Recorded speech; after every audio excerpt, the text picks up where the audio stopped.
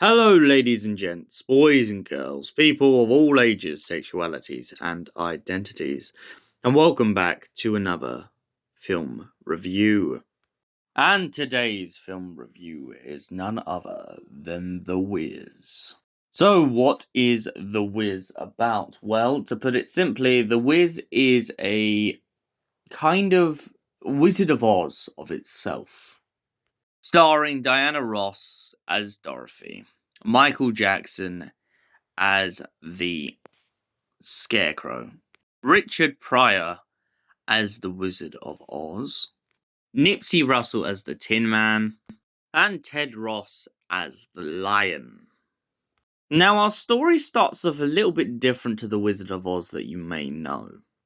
Instead of starting off in Kansas on a farm, we start off in a apartment building. And Dorothy finds herself pondering on this kind of solo blues about the fact that she doesn't feel as happy as the rest of her family. Now her Annie M puts this down to the fact that she either needs a partner or she needs a new job. The pair of them begin to bicker in the beginning of the film that maybe she should go up in the world rather than being a teacher just for kindergarten children. She could be a teacher for older children.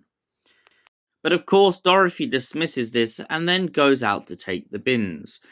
This is when all of a sudden she's swept up by a swirling tornado that takes her to the land of Oz. Now, midway through this, she sees a mysterious woman hiding amongst the stars. She then crash lands into Oz and kills one of the wicked witches. After this, she discovers that all of the people in Munchkinland have been turned into cartoons on the wall. But due to the fact of her killing the Wicked Witch, it seems she's woken them all up. When she thinks they're going to attack her, actually they praise her for killing the Wicked Witch. They then begin to sing and overjoyous about the fact that she has come to Oz. She is then given, not the ruby slippers in this one, but the silver slippers. She then sets off on her way across the yellow brick road, but she doesn't quite find it at first because it seems like all the taxis in this place seem to be gone, or out of order. She then comes across Michael Jackson, the Scarecrow, as a bunch of crows begin to take the mick out of him and keep telling him that he can't be anything but a scarecrow.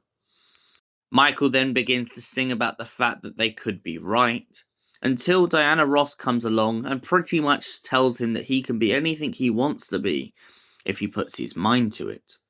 Michael then points out that his scarecrow doesn't have a mind, and that's why he sees himself as inferior to the crows. She points out the fact that she's going off to find the Wiz, and maybe he can get him a brain. The next person they come across on their journey, on their way down the yellow brick road, is they come across the Tin Man. Now, Nipsey Russell has a brilliant adult joke in this. He kind of jokes about the fact that he has had many wives, and Nipsey Russell is crushed when we first seen him by what he tells us is, I think, his fourth wife. He explains to Dorothy and the Scarecrow the fact that over time, this massive amusement park that he lives in has just kind of gone to pot. No one comes anymore, and of course, he has become very rusted up. And to make things even worse for him, he finds himself in a position in which he is the only one, due to the fact that he hasn't fully rusted out yet, still alive. He then begins to sing about the fact that essentially he doesn't feel like he can love anyone. He feels like he has no heart. That's what makes him so rusty. But they manage to cheer him up by essentially asking him to come along with them to meet the Wiz, and they also oil him up a little bit. The next person they all meet on their journey down the yellow brick road is, of course, Ted Ross's lion. But I thought there's something really interesting about the way that they introduced the lion in this.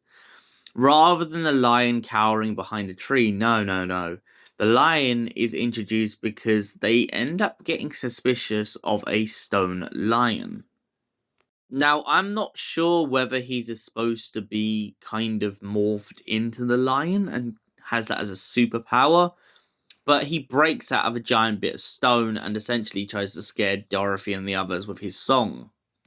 It works all until Toto goes and bites him on the foot. He then begins to cower away and points out that he has no courage. They then proceed on after the lion decides to join them down to a subway station on their way to the Emerald City. However, on their way they find themselves facing up against two problems. One, the subway station seems to be abandoned. Two, the subway station seems to have a lot of kind of anonymous enemies hanging around the place. And oh, I forgot to mention a third. The next room after the subway station is a jazz room full of posies. The group find themselves running around like madness. Eventually manage to escape the subway station only to get trapped by the posy jazz, and then to escape it once again. When the group finally manage to get to the Emerald City, they find themselves in a position in which they realize that everyone in the Emerald City seems to be obsessed with color. At one point it's green, then it's red, then it's yellow. Or more to the point, it's gold. You can hear Richard Pryor over the tannoy telling people the fact that fashion seems to move so fast in the land of Oz. He then calls upon Dorothy to come up to his room upstairs to talk over what she wants. But Dorothy refuses to go upstairs unless her friends can go with her. To which he refers to all of them as riffraff and then says, "Let the riffraff up." Upon going upstairs to ask the wizard for what they want, the wizard then sends them off on a jaunt hunt to go and essentially take down the Wicked Witch. However, in this story, the Wicked Witch isn't a green witch, no. Instead, she's kind of what I would call a bulbous amalgamation of bits and pieces. The same logic still applies, though, to the fact of the witch and the water. After destroying the Wicked Witch and returning to the wizard, they find themselves in a position in which they suddenly realise that the wizard isn't quite what he seems. Instead, he's a liar and a fraud from New Jersey. The group begin to attack him one by one, absolutely outraged at the fact that he can't do the things he said he could do. Dorothy then points out to the group that everything that's going on has been inside their hearts all along. They don't need the wizard to give them a heart or a brain or courage. They've grown to have these things. All that's left, however, is for her to find her way home. However, before she goes home, the wizard asks her for one more thing, and she points out that she can't give that thing to him, because he needs to do it for himself. He needs to stop locking himself away and show the people of Oz who he truly is. She then goes home with the help of Glinda. That essentially wraps up the story. So what did I think of The Wiz? I like the kind of soulful change it is compared to the normal Wizard of Oz. I feel like it has its own dynamic and is very unique. I really like the designs of Michael Jackson and Ted Ross's kind of looks. I also think that the Tin Man has a very unique and very different type of soulful vibe to his kind of metal aesthetic.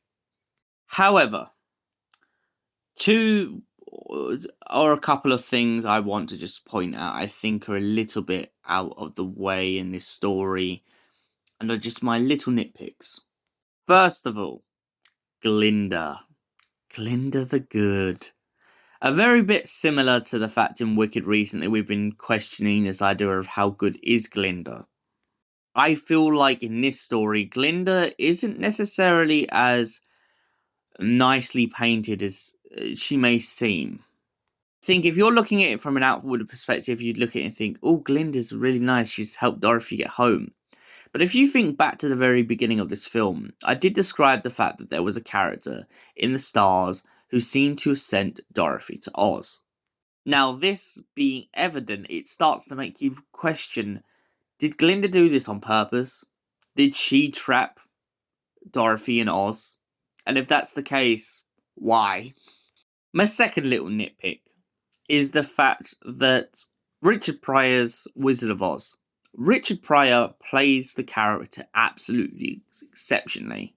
The only thing I wish, and I really wished at the end of this story, fair enough, she points out that he has to get out of the room himself. I feel like Dorothy could have taken him away from Oz with her rather than leaving him in a place where he doesn't know anyone. He keeps using a colour wheel to decide fashion. I feel like he needed to be surrounded by real people again to kind of remind himself of who he was. Especially with this whole idea that he keeps going on about failure, whereas if you think about it, leaving him in Oz is basically one giant failure on his doorstep. But overall, those are my only major kind of nitpicks at this story. So what did I think of The Wiz overall? I really like the story. I like that it's so soulful. I like that it's got jazz in it. I love that it's got this whole other ethereal vibe to it. I like the set designs. I love the set designs. I really like the way that they've made them different and big and bombastic. I love the idea that the yellow brick road is on a bunch of bridges because it really just kind of gives this other vibe to the story. I love the change and interchange and making the people of the Emerald City kind of seem stuck up. I feel like it's perfect. Especially when in other films they're always like treated like they're praising people and everyone gets along with them. I feel like it's nice to watch Dorothy be amazed at them, but maybe not so much love them. I also like the way that Dorothy is so skeptical in this story of the Munchkins. She's like, she just lands in Munchkinland and is just like, who are all these people? Why are they praising me? What is this all about? And overall, as I said, this is a really, really good film. I've also known now that it's a play, so it will most probably be put in a play playlist as well. But what am I going to give this play/film overall? I'm going to give it a solid 8 out of 10. Thank you for watching, and we'll see you in the next film/play/anything review. Goodbye, you beautiful people.